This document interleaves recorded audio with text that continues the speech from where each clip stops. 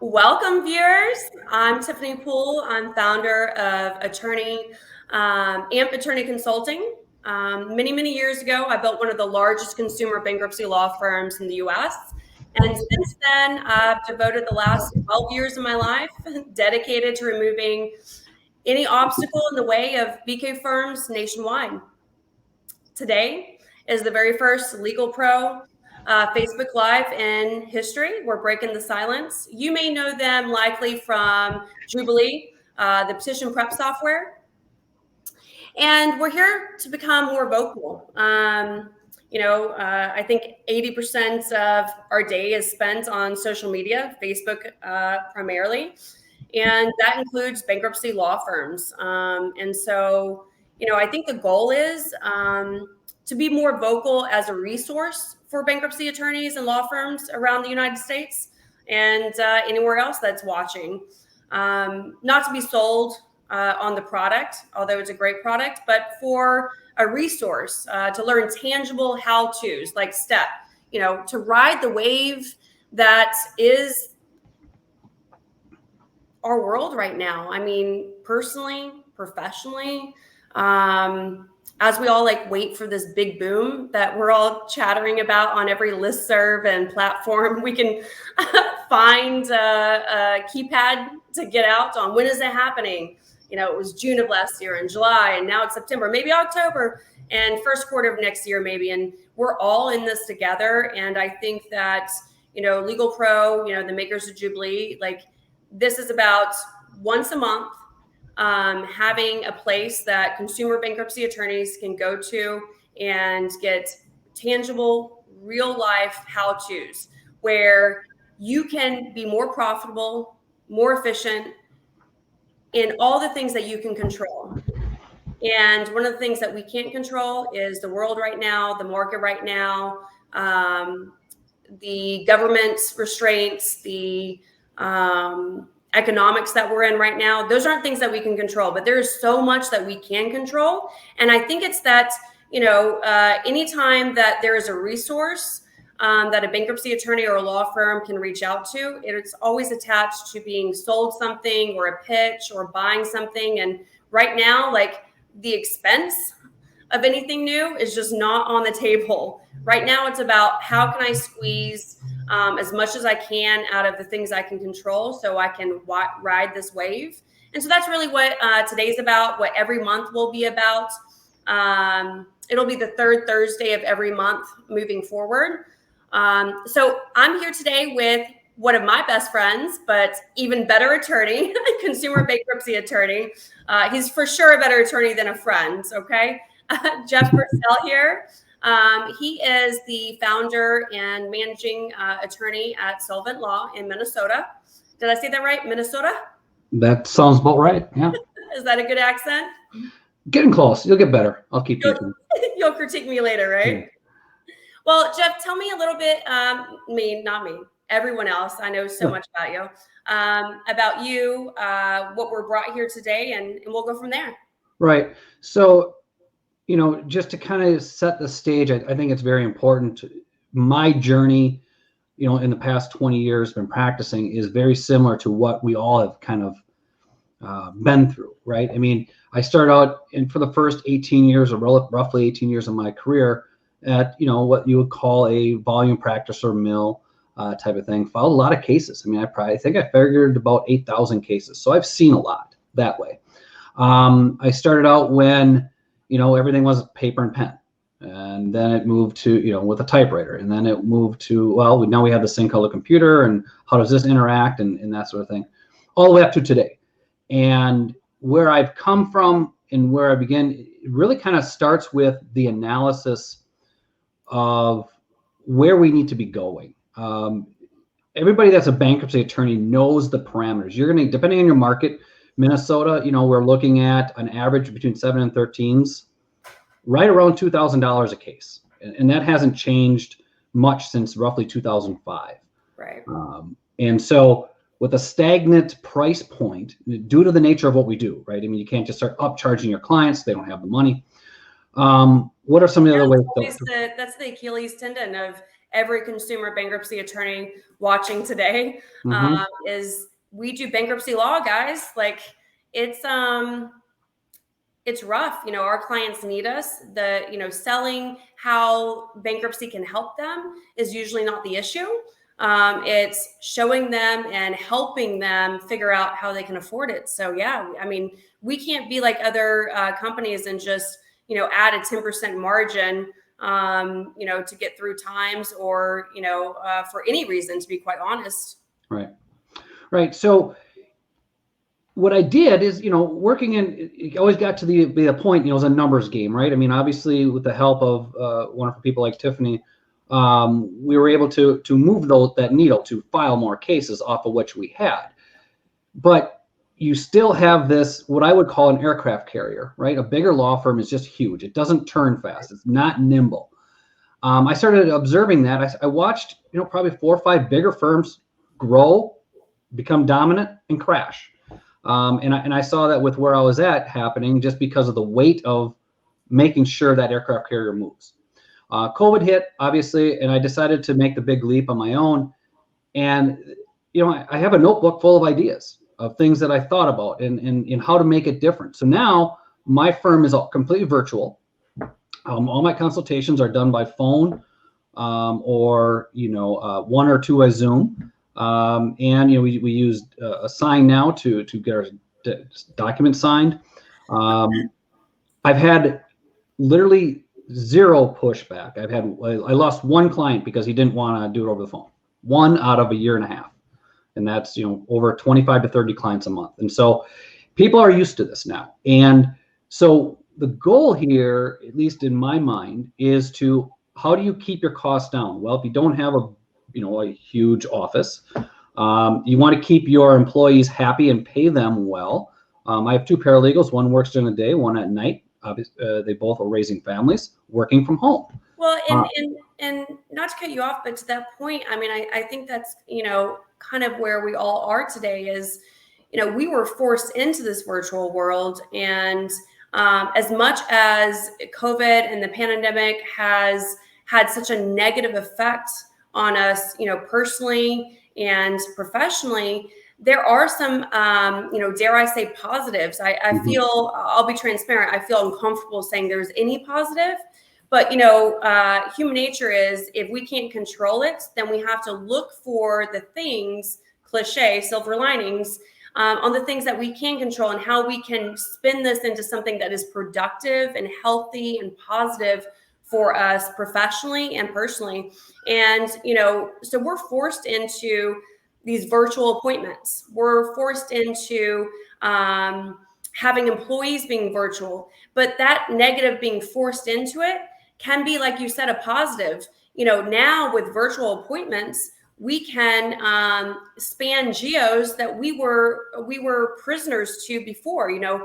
Clients that would never come to us before, now they're not turning to the guy that's 5 minutes down the road who they ultimately don't want to go to, but they're not driving 45 minutes to your office and going through the construction to that Minnesota office, right? Yeah. Well, I'm glad you mentioned that. And here's what's really interesting. Now, of course, every state, every district's different. Minnesota is 1 district. And, we have a major metro area. We have a few outlying ones, Rochester, Duluth, those type of areas. But there's a lot of population that are in middle of nowhere. And like you said, they maybe have 1 choice of an attorney within an hour. That attorney might know everything about everybody else in the community. And I hate to say this way, but sometimes those attorneys aren't exposed to a lot of stuff. So the quality of representation. So even talking to, the powers that be in Minnesota, we see the value here of, I'm able to go to Northwest Minnesota, help people there, help Southwest. And, I've had hearings, and the nice thing too is with the 341s, I've had hearings that would take me a day completely to travel the state to get to them all. I did it within an hour from sitting from my office. So the access to justice argument, I think, is relevant. Right. But going back to, like Tiffany said, the positivity of any situation, I've unfortunately been accused to being too positive sometimes. But I don't ever really try to dwell on the negative. I would try to say, make the, lemonade out of lemons type of thing. And if we're looking at what the effect of COVID has, is we have, unfortunately, attorneys in general are very slow to react to technology, to changes, right? But we've always had them come in and sign. It's always worked this way. It's always, well, just because it's always done one way doesn't mean that's necessarily the best. In my line of business, yeah, a lot of the things that I've implemented into my clients now in the last year and a half are things that I've been screaming from the mountaintop since 2015. But, to circle back to those things that we've been forced into, let's say everyone watching is like, okay, yeah, I want to be positive about it too. Please help me, because I don't know how to do that. I would ask you, and the reason why I ask you, Jeff, and have you, is because I've seen you take it and run with it in such grace and such efficiency with little mistakes. So I pose the question to you, Jeff. How important is it that technology be used in this new world and cloud-based programs be used in this new world in order to be positive and reap the benefits of virtual appointments and staff working from home? The first thing that I always hear, and to start this off with, cloud-based systems are very secure, and we know this. They have to be. If they didn't do that, they'd be in a lot of trouble and they wouldn't have a business. So the security argument is almost laughable at this point with the technology we have. So I'll get that out of the way. But as far as the mobility and that's and nimbleness that you have to be at, in a server-based world, where some systems are, you'll have to either be there or you have to dial in through a couple programs to get to it. It's a lag and that sort of thing, real-time data. With something like Jubilee, my paralegals are an hour apart between the two of them, and they're 40 minutes between me and them, right? So, but we're on the phone, we have Teams, right? And back and forth, we can update each other. And in real time, I'm working on a case, and so is, let's say, Trish or Kylie, right? So that ability to move. I have 3 kids. I have a 10-year-old and 8-year-old twins. And, we'd like to go on, take them someplace.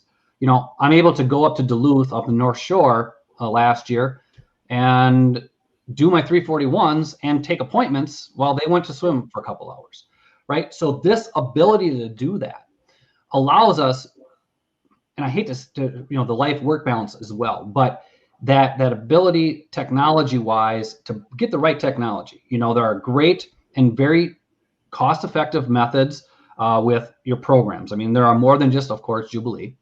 But that's well. Let's take it from like the life cycle of a case. So we have a lead come in just in your practice. I know for my clients, but in your practice, you have a lead come in. What are some of the technology programs, applications, resources you use to do virtual consults? Yeah. So when the lead comes in, depending on the lead, right? I have some leads that come in that automatically get put on a calendar, right? That I don't ever touch them. Some reach out to me via text, via like a web form fill, in which case I can send them my calendar link, which is great. People, it's embedded in my email. They use that. When I get a lead, I use texting, I use phone calls, email. I have an email drip. All those things keep my clients or potential clients engaged. It's not unheard of to get a lead in today. 3 months later, they respond to a drip campaign that I put them in. So use those technologies that they're passive, right? You don't have to be on the phone and do them. What's your favorite? Sorry, I didn't mean to cut you off, but this is actually a hot topic for a lot of my clients now. What is your favorite SMS? Your favorite text platform? What do you use right now? And I use Ring Central. Same. I really like the versatility of it. It's cheap. Yeah, it's reasonable. I mean, it's not. I mean, it's like $24 a line or something. I know. Yeah. And you have the call tree, and you can voicemail, and nice thing too is you can set it up, and when faxes come in, it goes to, I have a general email for all three of us, myself, my two paralegals, so we all get to see it. So you don't have to. And it integrates with so much of the CRMs that many of my clients use. It integrates with Clio, integrates with Zoho, integrates with, I mean, I could name any CRM that you're using, guys, that's cloud-based. RingCentral will integrate, and it'll plug the call recording right in there, right? So your staff takes a call, or you take a call and you want to listen to it later, it automatically has that recording, the timestamp. You can just click it and listen to the call recording. Text messages automatically saved to the contact record. So if you have a CRM that is cloud-based, RingCentral is going to integrate with it, I promise. And it's cheap. And right now, that's the name of the game for our clients and for us. I mean, for consumer bankruptcy attorneys, we need lower expenses as we wait for that big boom. So now we fast forward. Now I've got a client, I've got a hot transfer, or I've got an appointment set, and I've got this virtual consult. What is your go-to in housing those consults? Are you doing it all over the phone? Are you doing any video conferencing? I've got my thoughts on it, but what are yours, and what is your experience as you've gone through the last year and a half or two? Yeah, I mean, telephone is just as simple. I mean, I've had a few requests. I'd like to see your face. Okay, I'm fine with that. And then RingCentral has that. That's a nice face, Jeff. Come on. But most of the time, I'm not this dressed up, right? You know, it's pretty funny. Yeah. It's kind of an aside. You put this on, and I walk downstairs, throw it on, and I'm wearing like pajama bottoms or something like that. My wife always wants to try to take a picture of it, you know, when I run all the room. But no, I mean, that's the world we all live in right now. I bet all of us have leggings or pajama bottoms on underneath. But telephone works really well. And most clients, I have found, having that conversation is easy for them. I mean, I hate to say, you know, interesting enough, I've had 341s that are done on Zoom. I had a guy that operated one of those cranes on a tower, building a 30-story building. He was at the top of that, did his 341 from there, right? So that's what's so interesting about what we're doing. But yeah, most of my consultations are done that way. I get to the end of them, I ship them an email of things that we need. And then, you know, again, I use LawPay as my payment platform, which again integrates with just about everything. Or you can download a CSV and do that for your bookkeeping. They get that, and then they get, depending on the case, they'll get my retainer, and they'll get my disclosures, credit report authorization, all via Sign Now. And I ship that all out. They sign off on it. You use Sign Now. You use Sign Now for all of the signatures. Yes. In your market right now, how is it with wet signatures versus the e-sign? Do you know how long they're going to keep that going? I think forever. My hope and a lot of my push and campaigning and initiatives is that it stays that way forever. What are your thoughts? Yeah. Insiders, you know, we have what's called a practice committee here in Minnesota, comprised of the U.S. trustee and judges and creditors and attorneys and other things like that. But the big push is to allow for digital signatures and also 341s remote. But I think that's more of a Washington, D.C. Trustee, U.S. Department of Justice decision. Right. So that's the big push. With the technologies out there now, you can't go wrong with that. And let's look to what we used to do. And again, every district's different. Minnesota, we can mail out the petition. We don't have to have a second meeting with them some do. It was $12 to mail out that petition, right? And then clients another $12 to come back, 2-week delay to get that case filed. Well, that's that's $12, $24 a pop times, let's say you file 100, that's $2,400, whatever it is, the math on that, I don't have that cost. It's $80 or $60 a month, whatever it is, for $20, whatever, you know what it is, I just pay it $180 for the year or something like that. So, but yeah, so that's where it's really changing. You can cut down on all those costs. You don't have the cost of in fact, I get tax write-offs for using my home office, right? So right. Yeah, there. Absolutely. So the nice thing about creating this new firm, it's, for the longest time, and this is kind of one of those things that's kind of always stuck with me, is we were in this mode, or I was with the old place, when you went through those firms, how do you file? How many more can you file? It's always how many more you can file. Right. The way my thinking has really changed is I don't care how many I file. My profit margin, that's what matters. If I only have to file 15, in my, that $2,000 a pop, that's $30,000 a year. And if my expenses a month are only 15, that means I'm making $15,000, and that's 300 and some, a year. And that's not a bad living. Mm-hmm. And I'm working from home and taking care of, my family. So, well, and you bring up a good point. At the end of the day, it's just math, right? Yep. It's an equation.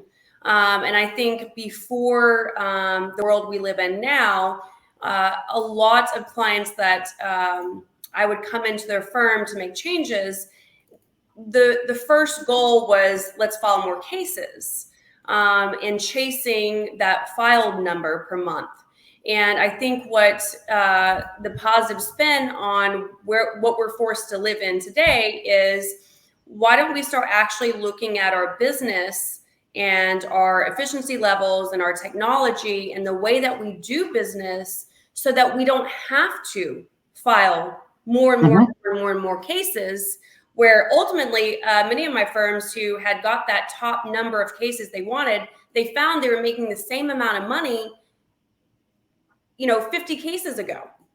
And so they're making more liability and work for themselves with the same amount of profit.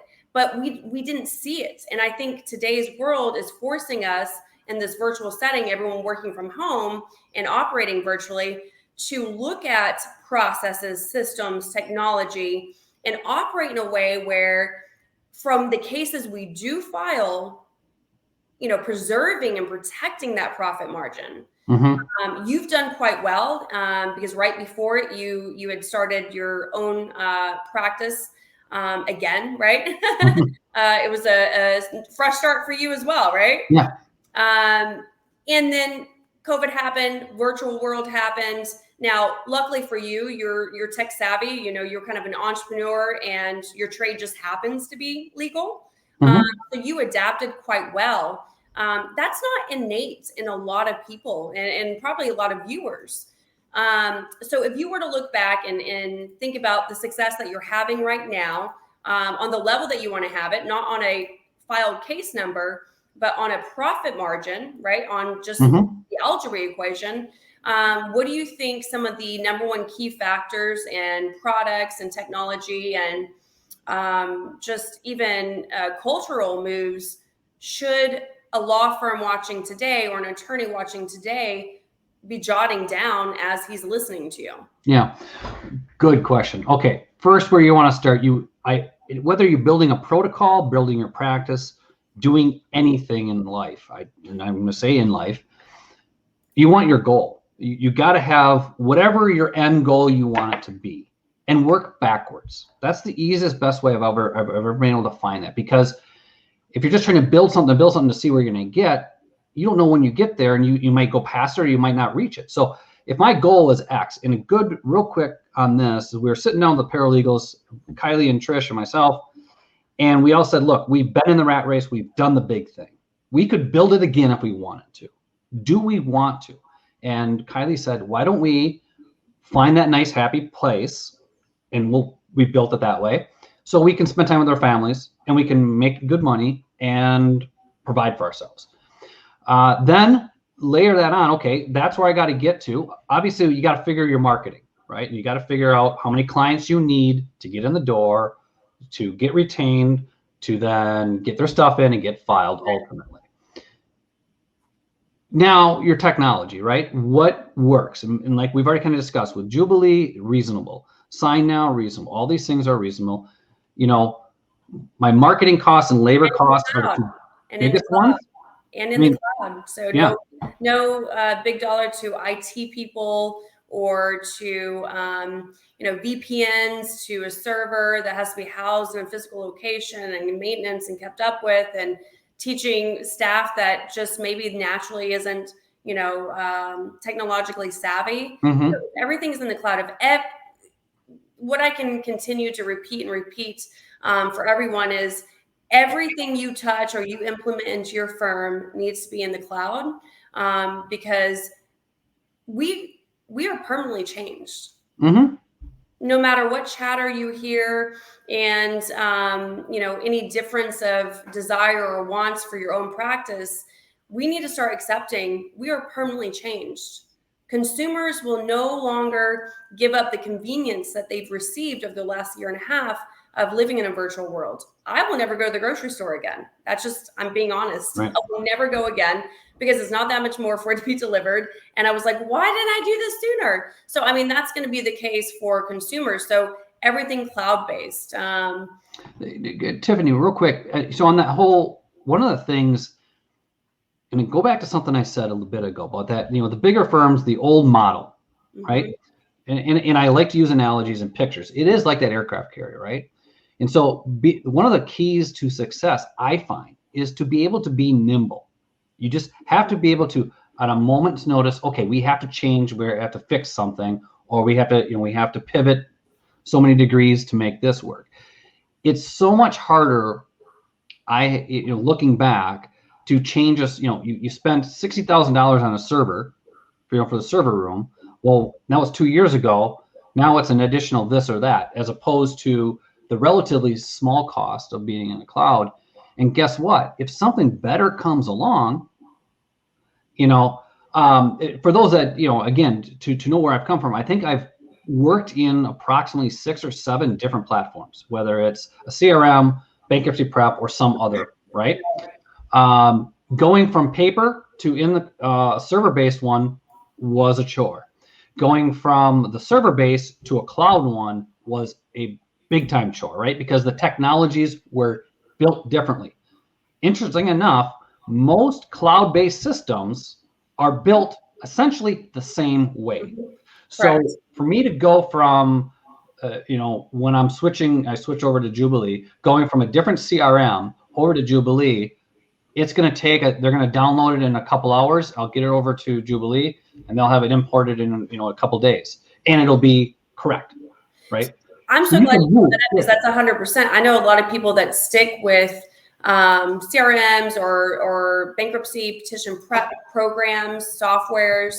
They stick with them because it's kind of like golden handcuffs, because it's not cloud-based, it's a server, and to extract the information and get it into a cloud-based, I mean, come on, especially if you have some volume, it's a chore. But you know what? Right now, we're all slow. So if you ever didn't do it before, because it was a chore and it would be a distraction and you were busy, and it would actually be a negative because it was going to slow you down and likely reduce the caseload that you were going to file that month.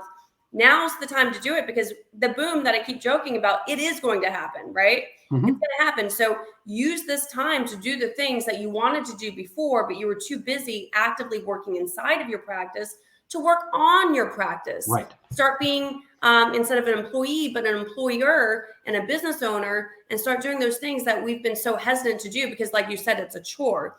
The other thing about anything that you use in the cloud is you can go to that vendor or that application or that piece of technology, and if you have the silver tongue Jeff does, or you're using LegalPRO and Jubilee, it's cloud-based. That means there's a developer that literally can change things around for you. Mm-hmm. Server-based, that's hard-coded. Mm-hmm. No developer, no owner of the company, no a W-2 of the company can change a period, a sentence for Mm-hmm. you, because it's hardwired in there. So I think I have, funny you say that, I think I have 45 or 50 different tickets right now with Jubilee. Bobby and Carlos, they're wonderful. We get on the phone probably about once every couple of weeks with me and the paralegals. We go through, and here's kind of the thing. I used to like you, Jeff. Well, here's the way it is. When you work in the high volume practice, which is a great training, right? I mean, I'm not disparaging in any way, but you have certain external pressures, right? To file this case, file that case. So we had to find ways to become efficient. simple things like having an extra 2 or 3 clicks, you might think, oh, it's no big deal. But if you're touching 50 cases a day at an extra 20 seconds a pop, that's an extra 40 hours a month or something like that. The math goes on that I could be doing something else instead of clicking. So how do you make it efficient? And go back to something that you said, and I think this is probably one of the bigger keys here. Now is the time to move. And if you don't move, people are going to pass you by. I have a dear colleague, Tiffany knows him well, and they have a bigger practice. I've had this conversation, and it's always want to move, but it's so much work. And I want to move, it takes this. My advice on that, get your paralegals, get your staff members on board. That's the key. Because if I know the most important thing to running a good consumer bankruptcy practice is a good paralegal. Unless you're doing it solo, completely solo. Because they can take so much pressure off of me, and they can do the things that they're really good at, and I can focus on the rainmaking part of it. Absolutely. But one thing I learned in implementing change or also changing up a new CRM is if you get them on board and they're involved in the decision making, they're involved in creating it, building it. They take ownership, and then you have less problems in the transition. You might have 1 or 2 months of learning it, but once you get beyond that, it is so much better. Absolutely. And I'm going to touch on that in just a second, but just for anybody that's hopped on this live, I wanted to recap. I'm Tiffany Poole. I'm the founder of AMP Consulting. I'm here with Jeff Brissell. He is the founder of Solvent Law in Minnesota. And we're here on behalf of being a resource through LegalPRO. You likely know them as the makers of Jubilee, which is the petition prep software that is cloud-based. And our goal today is to talk about ways that we can run a profitable bankruptcy practice in this new virtual world, and how we can spin it into a positive that is productive while we wait for the big boom, guys. And just to tap on that and then let you know, I've got a ton of audience questions that have been popping up the whole time you've been talking.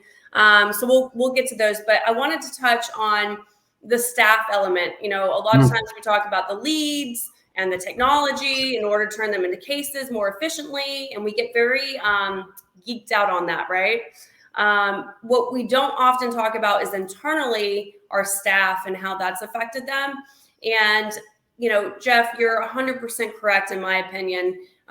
We need to lean on them. They've wanted it for a very long time, and we need to do it now. And just a little tip and trick and little freebie for you. Loom video. So LOOM as in Marie video. It's like $7-10 a month.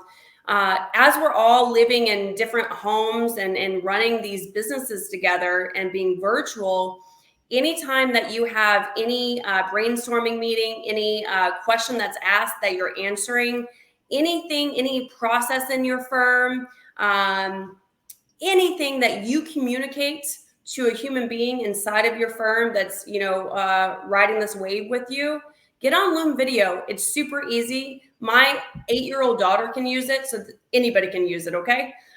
Including myself, although she did show me how to use it. Yeah. It's cheap. How that works. It's cheap. And what it does is, paralegal asks you a question. Hey, we're doing this virtual, we're using Jubilee now, or we're using Ring Central now, or hey, I don't know how to do this now with the trustees. You're like, no problem. Meet me on Loom. Y'all log in. You're talking, whatever you're doing on the screen, whatever is happening, audio on the screen, visual, anything, it gets recorded in a high production video. As soon as you're done, it could be like a 1-minute question, right? It takes, 30 seconds to answer. You just click save. It's housed in your Loom video account, or you can do save to Dropbox and save it to a Dropbox. Now you have a new employee, or hey, it's been a month later and I don't remember how to do that again. You say, no problem, Trisha. Search in Dropbox or search in Loom, keyword, how do I file a case? Boom, there's a Loom video. You never, ever touching it again. Here's an added secret. Do your FAQs on your website with the Loom video. And now you have a video answering that question, and Google loves it. And so do we. Like, I don't want to read anything anymore. I'm super lazy in that way, right? So I want to watch a video. So just a quick, easy technology piece that Loom's been around for a very long time. And now it's being used in a way that it's never been used before, because again, we're in a virtual world and we've got to start sharing this stuff transparently, because we're all in it together, and it'll help us be able to have a healthy profit margin without filing one additional case. Because that's one thing that we can't control, how many cases we're going to file right now, because we can't control the pool and what's happening to prevent, foreclosures and just, lawsuits and things that, are out of our control. But what we can control is the ones that do come to us. How can we convert higher virtually by saving those expenses and with ease, so our staff doesn't, leave us, right? And we stay in it together. So Jeff, we've got some audience questions here. If I may, Tiffany, you just real quick. One of the really nice things about doing it this way is I'm able to give, or we, I guess in a way, are able to create an atmosphere at this firm where my paralegals are, we're able to make that profit margin so we can compensate them. And they're not, we're not scraping the just trying to find the nearest minimum wage person to do some stuff. I got competent people to do the work. They know how to get it done. Right. And they're able to, both of them have kids. They're able to spend more time with their family. I mean, all of us, we get together every month. We still get together every month for a lunch. Sorry. And we get together for lunch. And we've kind of talked about, we're just happier. Life is just so much and more enjoyable. And so if you're ever thinking about doing it this way, I can tell you it's just that much more enjoyable. So go ahead with your questions. I just want to make sure. My clients aren't ever going to go back to the brick and mortar way of doing things, not because, how it exists now. If that ever changes and it goes back to, old ways or any kind of normalcy, we'll still be virtual, because it's enabled these attorneys and paralegals and admin staff and owners to do an amount of work, if not more. I mean, I find my guys working and doing consults at 8:00 in the night, where they wouldn't do that before because they were having to leave the office, commute an hour in LA traffic to get a kid from school to then, be burnt out. Now, life and career are flowing together and being fluid.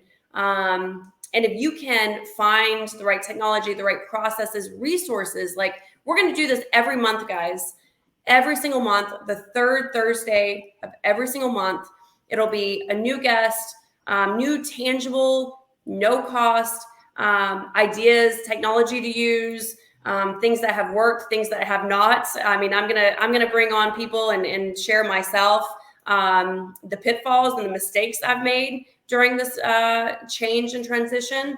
But let's stay this way, because it's enabled us to enjoy our families, enjoy our lives in a way that I don't know that any of us have before, especially in bankruptcy, guys. I mean, bankruptcy is hard. Yeah.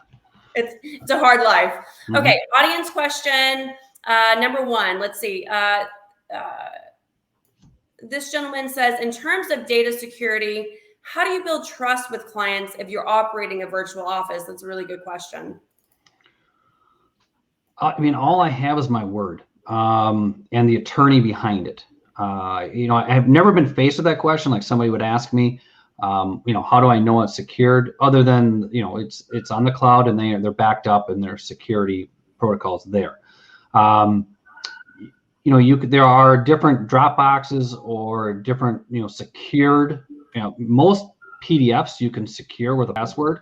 Yep. And so, if somebody is concerned about their tax return coming to me that way, lock it down, comes in that way.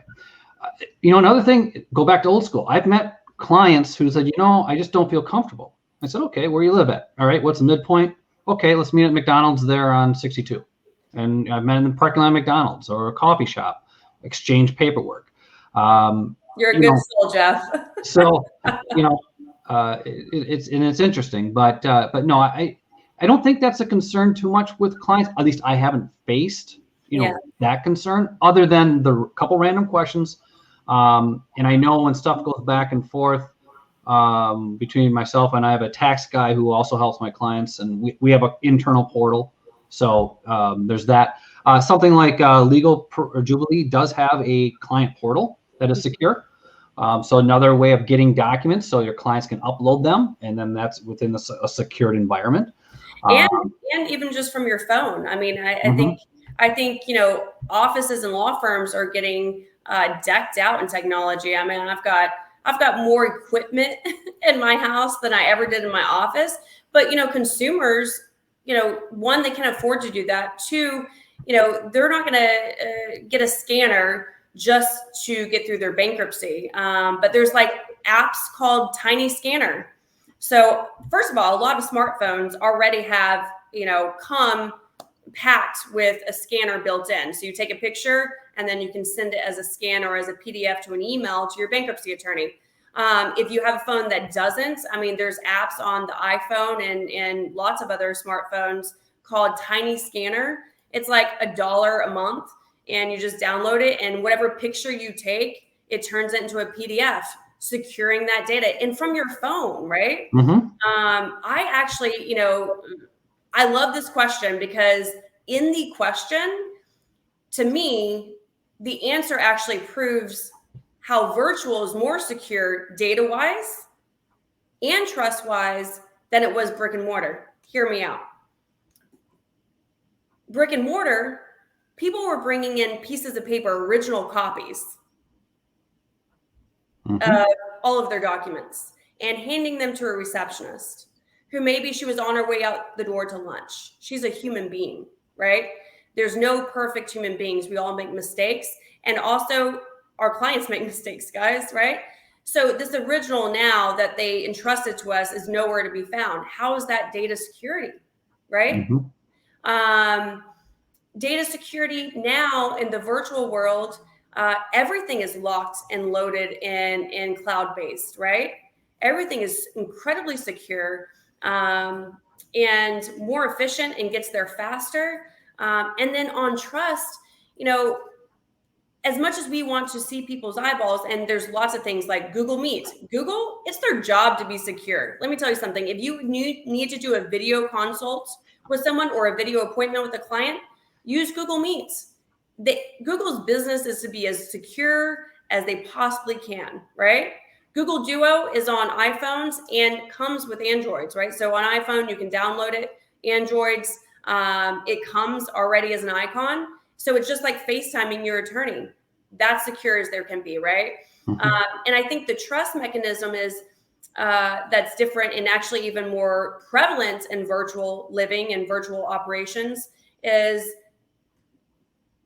if I'm feeling judgmental about having to myself about having to file bankruptcy, I may drag my feet to go to an office, sit in a lobby with other people that are struggling, and then sit with a stranger who I may see as more financially secure as I am and tell him all my dirty laundry.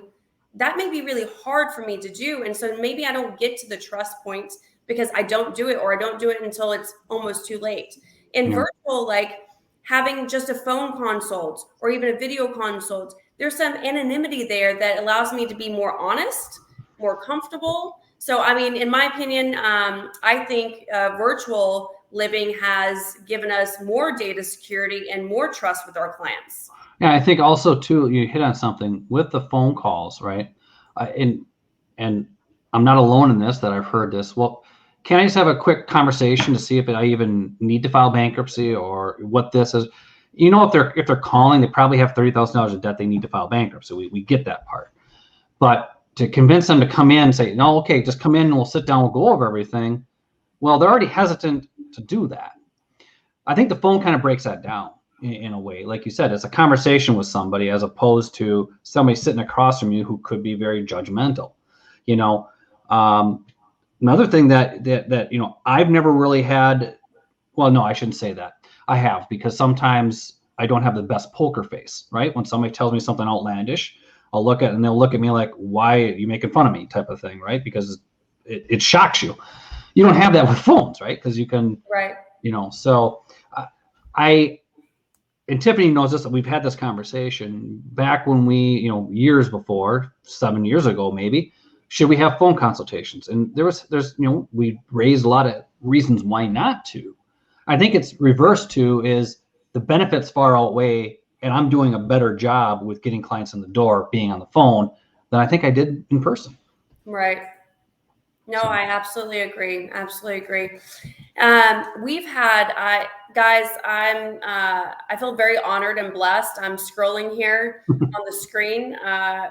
We have over 11 more audience questions. Let's go. And I want to be mindful of your time for sure. So this is a good time to talk about, we have a power hour coming up on the 25th. It's kind of like a happy hour, but has much more productive talk, right? But feel free to bring the beverages too, okay? But it's on the 25th. So next week, the 25th, August 25th at 5 o'clock. We're also going to have this once a month. It's going to be the fourth Wednesday of every month.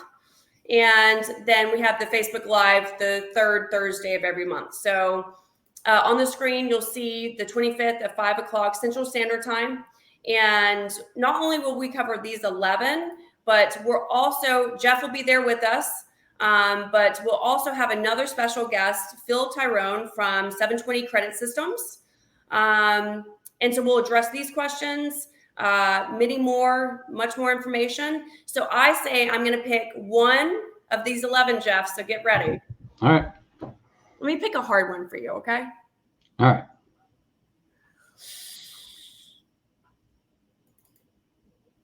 Let's see.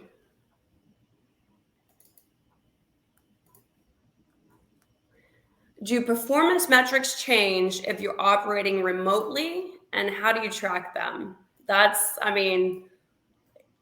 get asked that probably 20 times a day from my clients and potential clients for AMP Attorney Consulting. Mm-hmm. Okay, so performance metrics, yes, they change because your goals are going to be different. Okay, that's how they're going to change. So whereas if I was in a brick and mortar system, I'm just going to use stupid numbers to answer a good question. Right. Let's say I had to get 50% retained, and then I had off that 50% retained of people I met with, I had to file 60% to make my bare minimums, right? Right. So now the only thing that's changed my performance mechanisms are, what do I need to do? Now, maybe I only need to get, before I need to have 50 appointments a month. Now, maybe I only need to have 25, right? That's a reduced cost, okay? And out of that 25, I only have to retain, let's say, 15. I'm just, the percentages change, because then when you get down to the bottom file number, you multiply that by the average case, and you know your cost, and is that a profit margin you want? If it's not, you need to increase one of those factors. Simple as that. And you can achieve it on both pieces, right? So Yep. We're dropping expenses because we're staying virtual and using technology in order to still, conduct business. But I pose this question, Jeff. What if you used to have 50 and now you only need 25, but you still do 50 because you have all of the technology and the assembly line and the pieces and the processes perfected? You've spent this time and will spend the next couple months doing that. And then you keep the 50. Then it's a good problem to have. Right? Because now all you got to do is figure out, okay, do I add a staff member? Do I do part-time? Do I get another attorney in here? What do you need to service the 50? And you still have the life balance because, I work 12 hours a day, Monday through Friday, and at least 3 to 4 hours on the weekend, if not more. And that's seasoned in my career, right? I used to do much more. And it was very hard because I never saw my children's faces. They were awake after I already left for the office. I left before they woke up. They were taken to school by a nanny.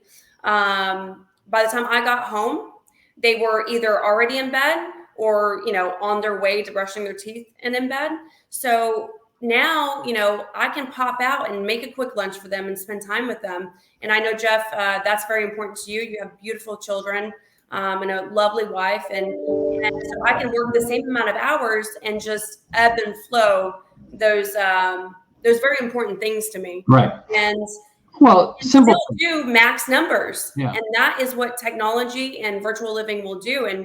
And so if you haven't been taking notes on all these little tech tricks and tech apps and tech platforms and vendors and applications, you should be, or go back and rewatch this. Again, this will live on LegalPRO and Jubilee's Facebook page. I know that it's on Jeff's. It's 100% on mine. You can rewatch it. You can go to the clip about the Loom video. Okay, how do I spell that? Or any other piece of technology or advice that Jeff has bestowed on us. And then again, Jeff will also join me for virtual Power Hour on August 25th, as well as Phil Tyrone from 720 Credit Systems, and that's at 5:00 Central Standard Time. And there's going to be in the comments the Zoom link if you haven't registered already. Right now, we're at 125 attendees for that Power Hour, and it's the first one. So, I'm bragging a little bit on that. And I think, Jeff, it's because we're hungry right now for what do I do? Yeah, and I think the big thing too is just know that it's a good time. It's scary, yes, but it's such a good time to make some good positive changes, and yes, to go back to your question, I really want to hit on this. How do you track it? I mean, simple as a spreadsheet, right? Where your leads are coming from, what are getting filed. I've churned through enough vendors in my career that and it's not just retained, right? And we had a vendor that they retained okay, but they didn't file because they weren't where the leads are coming from. So Jubilee has some stuff in it. A lot of your I think the Calendarly link. Calendly, yeah. Yeah, they have now. They've upgraded where they'll confirm your appointments by text. Okay, so again, another little tool that you don't have to do. So all these things to improve upon your stuff. And again, the virtual part of it, it's two sides of the same coin, right? On one side, I am now more client centric, right? Before, my clients were just numbers. Okay. If you go back and aggravating, let's be honest, it is a burden. And Tiffany, you know this as well as I do. I'm not a kumbaya, sit around the campfire, talk about my feelings type of guy. I like to run my chainsaw, build a big bonfire, drink some beer, and talk numbers. Right. You're a numbers guy. So the point that I'm coming to is, but I enjoy bankruptcy. Why? Because I can solve a problem for somebody. But now, before, where I would solve the problem and say, okay, next one. I know there was a disconnect. I could feel it, right? Right. And the reviews that I was getting were, okay, Jeff did a good job. Right. Now, if I go back and read my reviews, there are 4 or 5 lines and they're heartfelt about how their life changed. I get people calling me up, telling me about this and that, about their life. I get to time to meet with them. I'm spending a little more time with them, yes, but now they're my clients for life, and I get good referrals. And the nice thing too about being open to your clients, I might take an 8 o'clock appointment where before I wouldn't, right? Same thing, driving, all that stuff. But guess what? It's because I choose to. Hey, it's 85 degrees. Kids want to go to the swimming pool, or the boy wants, or the one girl wants to go hit some golf balls. Okay, let's go at 3 o'clock, right? I go for an hour. Well, that just means maybe later when they go to bed, instead of watching TV, I go get a couple other things done, or wake up early and that sort of thing. So having that virtual and that ability to do that makes this good for you and your client. Absolutely. And if you take some of the tips that you've learned today, and you will learn in the Power Hour, you can have that as well. Because the other piece of that is we can be working from home and not have all the great things we've talked about if we haven't done the work in implementing some of the technology pieces that we've talked about today. Because otherwise we're just sitting here very frustrated because we're not able to get cases retained, get cases moved through the system. I mean, we've talked a lot about like our life balance, but you know, your paralegals, you could have a paralegal in Florida collecting documents and Jubilee and doing the petition from the beach. Well, you know, for us, I got Phil. I do work with Phil Tyrone as well, and you know, they're in Arizona. I work a little bit with Tiffany. She's in Texas. You know, there's some people, you know, they have these, you know, offshore places. I know a good guy who has a great company in the Philippines that does paralegal work. You know, you can cut the labor up. You know, there are some things that my position is you want a really good attorney for if you're hiring an attorney. And there are some things you want a really great paralegal because they're just that talented. But there's a lot of stuff that we do on a daily basis that you can outsource and you can get by rather cheap and efficiently.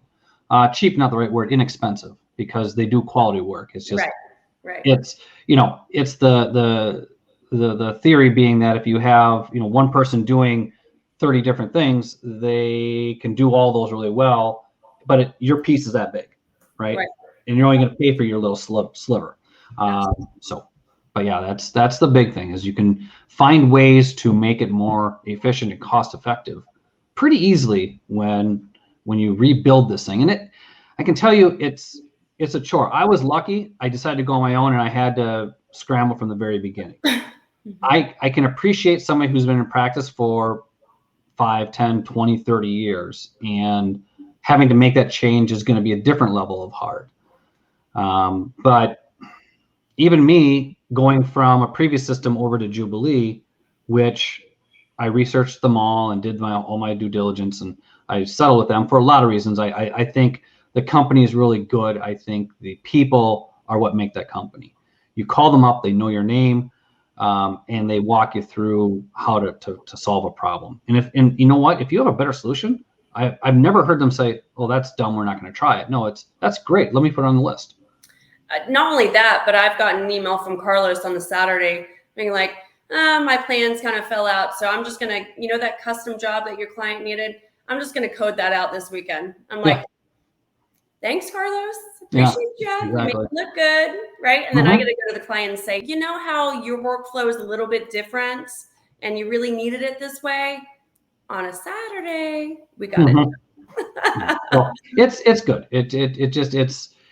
You have to do, I mean, again, to make that switch, you have to plan.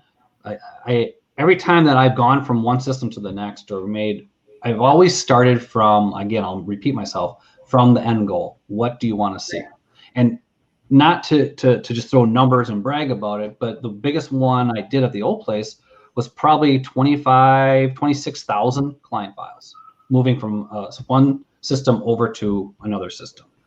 That was a big undertaking, and it was scary, and I didn't get a lot of sleep and everything like that. But you know, you learn a lot, and the biggest thing I learned from that is be prepared, have a goal in mind, and for whatever you want to put on this, have your people bought into it, whether they're involved. Because you know what, I get made fun of all the time by my paralegals. I love them to death. They're like little sisters to me, right? That's kind of how close we are. The point that I'm coming to is there's not a day that doesn't go by that they'll yell at me for not following my own protocols that they put in place to make their jobs easier. So finally they say, you know what, just forget it, we'll do it. And then you need to do it better next time. So it's good to have that. And when they build it, then, you know, the way I operate is they put together my petitions.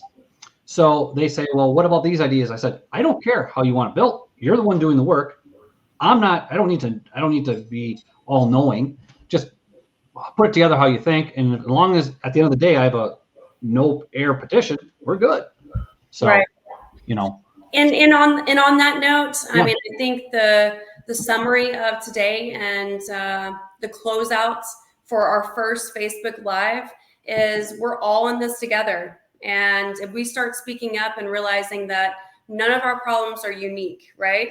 all of our problems, we're experiencing the same. So if we start, vocalizing that, send a messenger message to Jeff, to myself, to LegalPRO, to Jubilee, any of their Facebook business pages. They've been on the screen during the show. Tell us what you're struggling with. That'll be in the next Facebook Live next month. Tell us what you need advice on or need help with, or want a technology trick or a process system upgrade or advice on.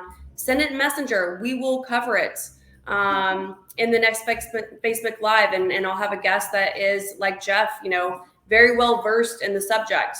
And again, don't forget that we have Power Hour on August 25th at 5 o'clock Central Standard Time. It'll last about an hour, hour and a half. Feel free to bring a beverage, but for sure, bring a question. We'll have Jeff Purcell, we'll have Phil Tyrone, we'll have myself, and many other attorneys. Like I said, we're at 125 as I checked on Tuesday. So I hope that everyone viewing today makes that number go up and engage. Tell us what you need. If I don't know the answer or I can't find a guest that knows it, I will find one. So thanks again, Jeff. I really appreciate you. No problem. And like you said, if anybody, you saw my number or my email, shoot me an email. Tiffany knows this. The most helpful. 9 years. Most helpful. Just, I don't care. If I'll take whatever time if you want to talk through a problem, because sometimes we just need somebody to talk to. And, I'm by myself here, but I call Tiffany up. Hey, what about this problem? What do you think about this? So I'm always available. I don't charge for this, or of course, but I would rather see us all succeed, because there's more than enough work for all of us. 100%. I don't have to try to be so cutthroat to steal every case. I don't need that anymore. Especially in this new virtual world, we don't need to be, taking from someone else. I think the message for LegalPRO, who makes Jubilee, and myself and Jeff, and many of the guests that will be on every month, is let's start giving to each other without a request or an obligation back, and watch us all do quite well. I mean, if that one little simple thing we could really commit to, give, and I promise you we'll all receive. Karma. So on that note, Jeff, you have a beautiful rest of your day, and I'll see you at the Power Hour. And viewers, thanks for joining us, and I hope that you'll watch us again and send us stuff that we can help fix and dig deep for you. Bye, Jeff. Have a great day. You too. Bye-bye.